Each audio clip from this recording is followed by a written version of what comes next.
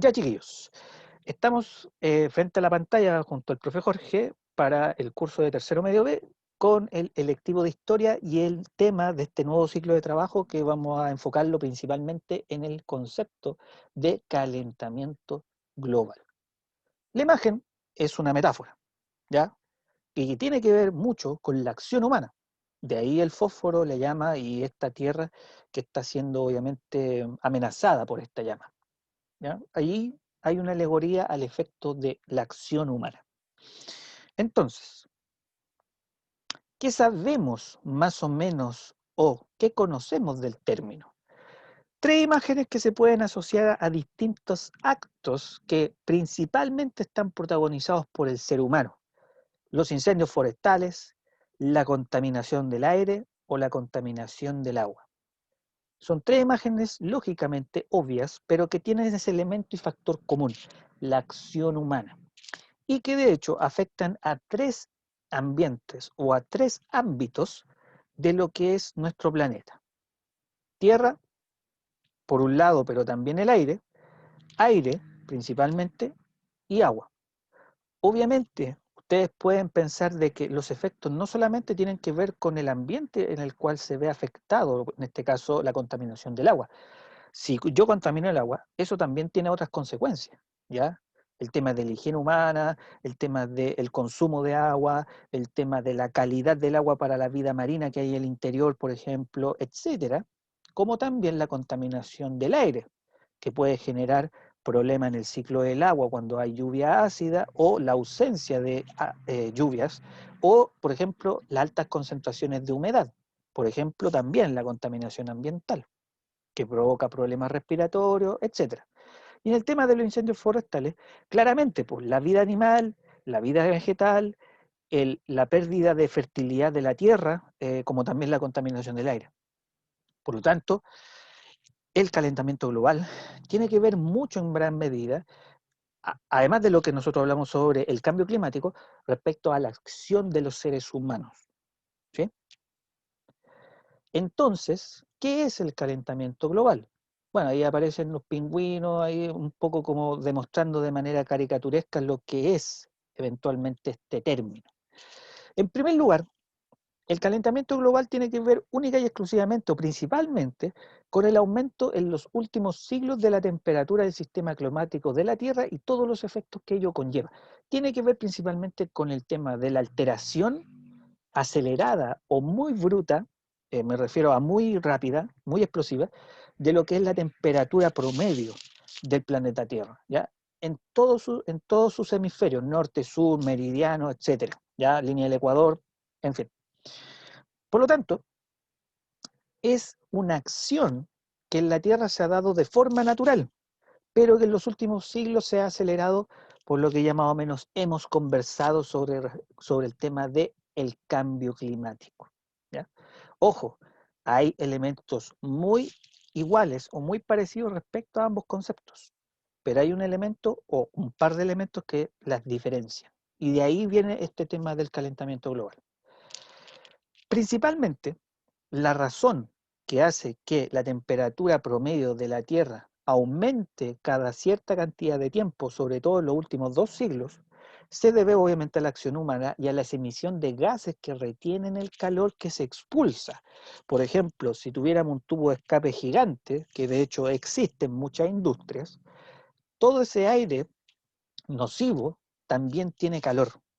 Y ese calor, cuando es emitido, que contiene mucho dióxido de carbono, se queda en el aire, está atrapado en esos espacios, ¿ya? Por ejemplo, aquí, como vivimos dentro de la ciudad, y obviamente ese calor genera un efecto, tanto climático, pero también respecto a la vida humana, ¿ya? Temperatura corporal, problemas respiratorios, el tema de las cosechas en la agricultura o el tema de la vida animal, ¿sí? Por lo tanto, siempre hay como la pregunta que genera duda. ¿Es lo mismo calentamiento y cambio climático o son dos cosas distintas? Hay elementos comunes, pero hay por lo menos un efecto que diferencia el calentamiento global de lo que es el cambio climático, ya que es un concepto mucho más completo, mucho más grande, mucho más global, por así decirlo. ¿Sí? ¿Cómo funciona el calentamiento global?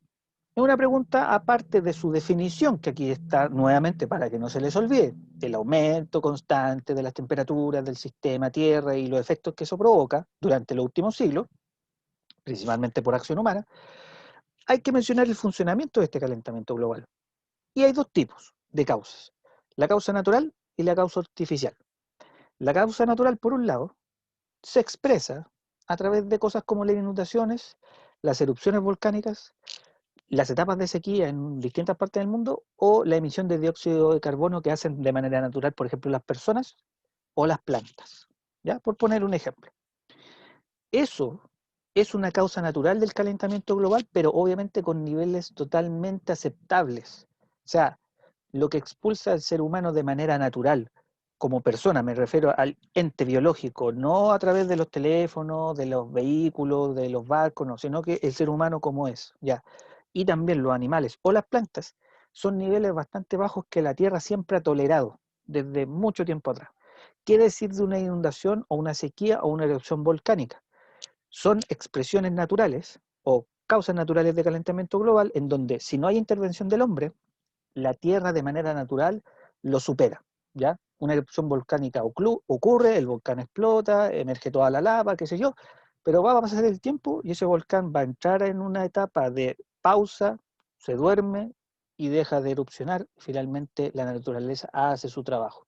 Por lo tanto es un proceso o una causa totalmente manejable por la naturaleza respecto a ese tipo de expresión, ¿sí? Pero en cambio está la causa artificial, que tiene que ver con la acción humana o la acción antropogénica, la deforestación de los suelos, de los bosques, el uso de combustibles fósiles como principalmente el petróleo, la explotación de los suelos frente a algún tipo de acción vinculada a la parte comercial, entre muchos otros ejemplos que se entienden hoy en día ya con estas clases. Pero el elemento fundamental que justifica este concepto de calentamiento global para que sea un proceso que sea acelerado por culpa de la acción humana, tiene que ver con el término de efecto invernadero, ¿ya? Que ustedes alguna vez ya han escuchado en clases, no solamente de asignaturas como la de historia, sino que probablemente como las de ciencias naturales, biología o química. Pero para recordar, ¿qué es el calentamiento, perdón, el efecto invernadero? Principalmente es el calentamiento que se produce cuando ciertos gases de la atmósfera de la Tierra retienen el calor, ¿ya? Que son en este caso los gases de efecto invernadero, que son gases que existen en la atmósfera y en capas superiores a la atmósfera, pero principalmente en esas partes de las capas que protegen a la Tierra de la radiación solar, ¿ya? Esos gases son naturales, pero producto de la acción del hombre aparecen nuevos gases que van afectando finalmente a lo que es la Tierra, ¿ya? Y a la vida humana, y a la vida animal, y a la vida de otro tipo de especies. ¿Mm? Por lo tanto, estos gases dejan pasar la luz, pero mantienen ese calor como las paredes de cristal de un invernadero. Los gases que existen de efecto invernadero en la atmósfera permiten dejar pasar la luz del sol que rebota de la Tierra hacia el cielo, por así decirlo, pero retienen parte de ese calor que también es rebotado por la radiación solar que choca con la Tierra y genera finalmente un efecto invernadero tolerable, ¿ya? Que es básicamente de ahí el nombre, de estas famosas paredes invisibles, pero que resisten de alguna manera ese calor, ¿sí? Pero ¿qué ocurre? El problema es cuando hay una mayor exposición de otros gases que se van mezclando con los existentes en la atmósfera y va generando más resistencia a que mucho calor se concentre en el espacio determinado, por ejemplo, en una ciudad. ¿Pero qué contienen los gases de efecto invernadero de manera natural? Vapor de agua, el CO2, dióxido de carbono, el metano, que en condiciones naturales es brutal, básicamente nocivo, o el óxido de nitrógeno, ¿ya? Estos elementos, perdón, ahí vamos a retroceder la imagen, esos gases son los gases de efecto invernadero que han existido siempre en la atmósfera.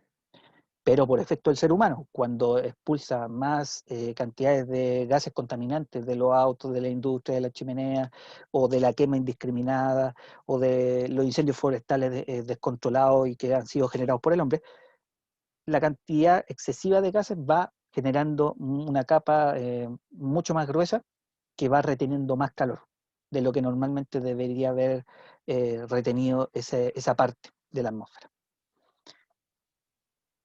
¿Qué significa todo lo anterior? Lo que está ahí en pantalla. No les voy a explicar cada cosa porque en realidad se puede sintetizar en una frase. Cuanto más gas invernadero haya, más calor se retiene.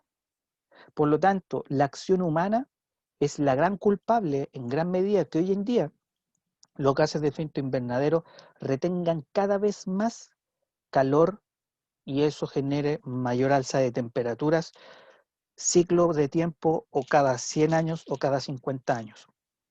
1 grado que aumente la temperatura promedio ya es más complicado para la vida de animales, plantas o incluso personas. ¿Ya?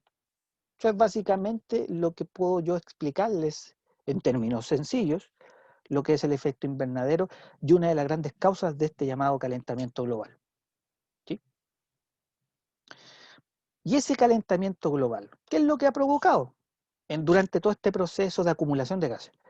Varias cosas, chiquillos. Principalmente efectos dirigidos al ecosistema. El aumento de los niveles del mar y los océanos, porque se derriten los polos en el norte y en el sur y genera el aumento de los niveles de mar y genera inundaciones, ¿ya? En distintas partes del mundo.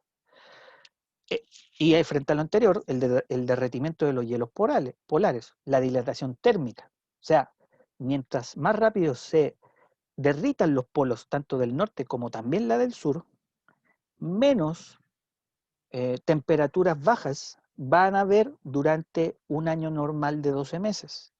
El invierno del verano, la primavera del otoño. Los polos son súper importantes porque también ayudan mucho a que circule el calor que hay alrededor del mundo y no solamente estemos pegados todo un año en una misma estación, por ejemplo, verano o invierno. ¿Sí? También por lo mismo genera cosas como olas extensas y fuertes de frío o de calor.